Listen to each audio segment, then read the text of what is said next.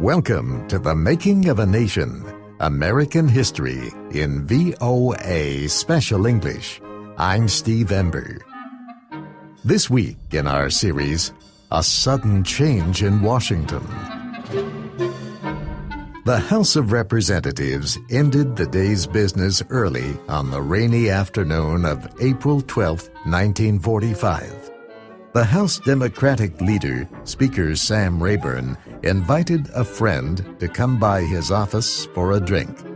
"Be there around 5, Rayburn said. "Harry Truman is coming over."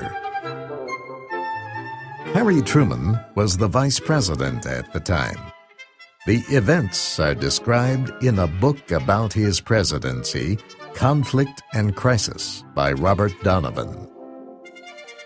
World War II was not over yet, but it was a quiet afternoon in Washington. President Franklin Roosevelt was in the southern state of Georgia. He was resting after his recent trip to Yalta to meet with British Prime Minister Winston Churchill and Soviet leader Joseph Stalin. The president's wife, Eleanor, was at the White House working on a speech supporting the new United Nations. Harry Truman was at the Senate, but he was not interested in the debate that was taking place. He spent most of his time writing to his family back in Missouri. When the debate finished, he went to the office of House Leader Rayburn to join him for a drink. It was an afternoon Truman would never forget. Rayburn and his friend were talking in the office before Truman arrived. The telephone rang. It was a call from the White House, asking whether the vice president had arrived yet. "No," Rayburn replied.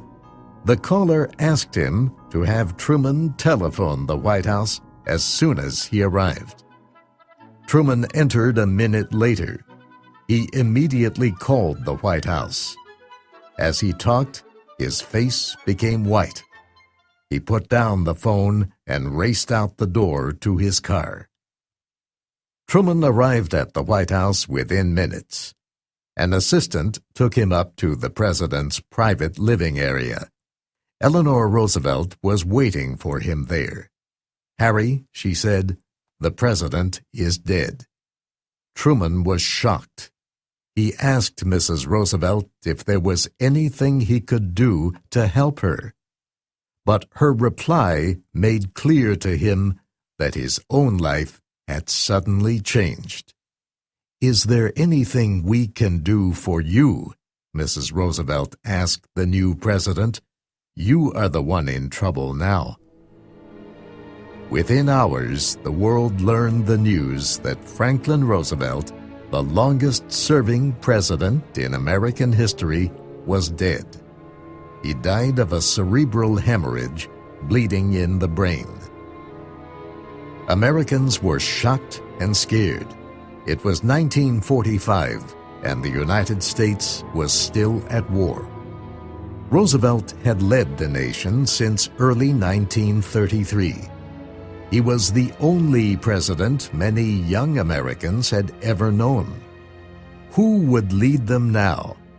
All eyes turned to Harry Truman. Our departed leader never looked backward. He looked forward and moved forward. That is what he would want us to do. That is what America will do. Harry Truman in his first speech to Congress as president. With great humility, I call upon all Americans to help me keep our nation united in defense of those ideals which have been so eloquently proclaimed by Franklin Roosevelt.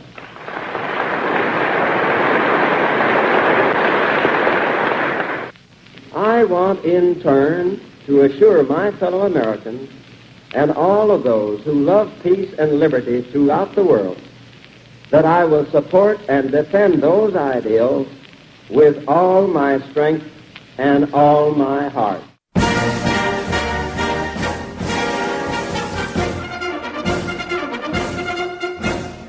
Truman had been a surprise choice for vice president at the Democratic Party nominating convention in 1944.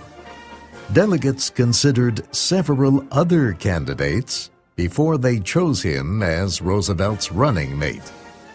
That was at a time when presidential candidates did not make their own choices for vice president.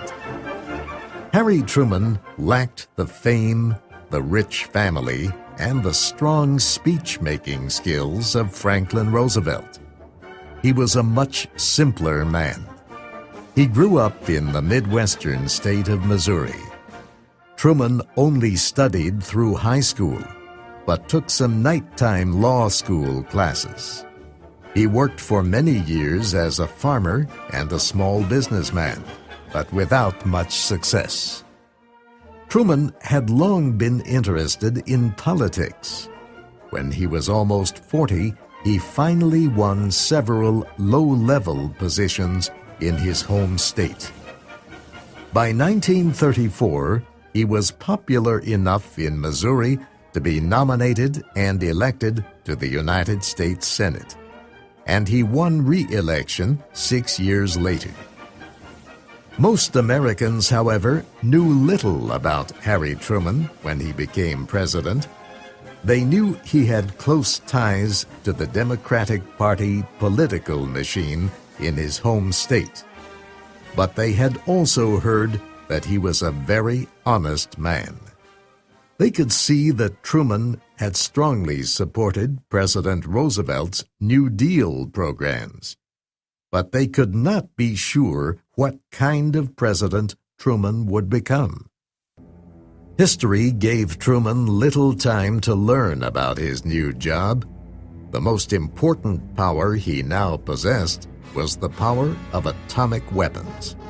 And soon after he became president, he faced the decision of whether or not to use that power for the first time in history.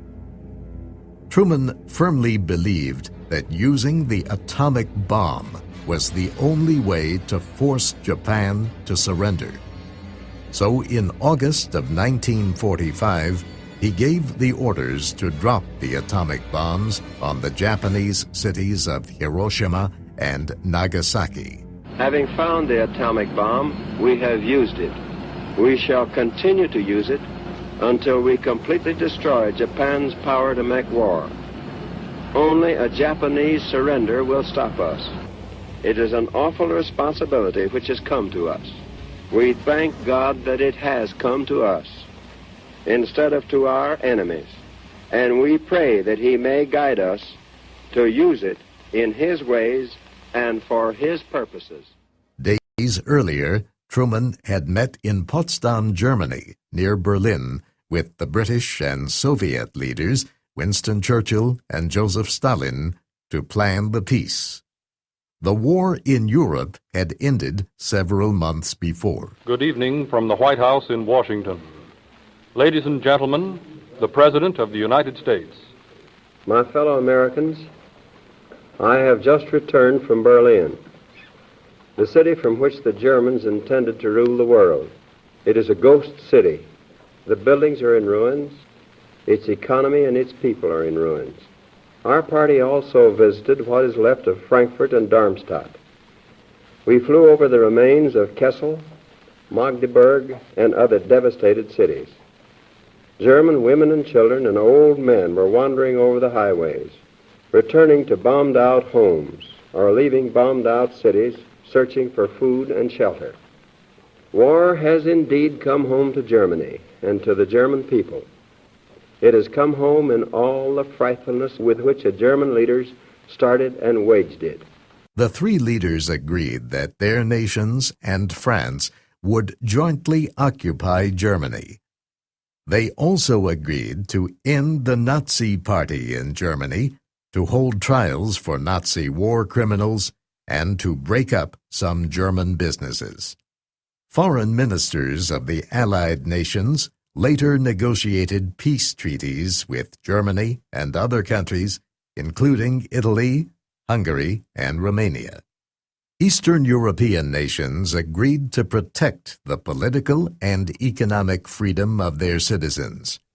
However, Western political experts were increasingly worried that the Soviet Union would block any effort for real democracy in Eastern Europe. Truman did not trust the Soviets, and as he made plans for post-war Asia, he promised himself that he would not allow Moscow any part in controlling Japan. The leader of the American occupation in Japan was Army General Douglas MacArthur. MacArthur acted quickly to hold a series of trials for Japanese war crimes.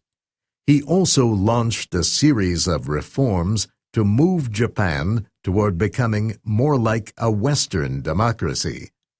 Women were given the right to vote. Land was divided among farmers. The idea of a national religion was ended, and the educational system was reorganized. Japan began to recover, becoming stronger than ever as an economic power. Truman and other world leaders were dealing with the problems of making peace. But at the same time, they were also trying to establish a new system for keeping the peace. The United States, the Soviet Union, Britain, and the other allies had formed the United Nations during wartime. But soon after Truman took office, they met in San Francisco to discuss ways to make the United Nations a permanent organization for peace. In July of 1944, many of the world's top economic experts met to organize a new system for the world economy. They gathered at a hotel in Bretton Woods in the American state of New Hampshire. They created the World Bank and the International Monetary Fund to help nations rebuild their economies. At the center of all the action was Harry Truman. It was not long before he showed Americans and the world that he had the ability to be a good president. He was honest, strong, and willing to make decisions. I was sworn in one night, and the next morning I had to get right to the job at hand, Truman remembered years later. In an oral history recorded with the writer Merle Miller, Truman said, "I was afraid, but of course I didn't let anybody know that. And I knew that I would not be called on to do anything that I was not able to do. That's something I learned from reading history." Truman spoke of how people in the past had much bigger problems. Somehow, he said, the best of them just went ahead and did what they had to do, and they usually did all right.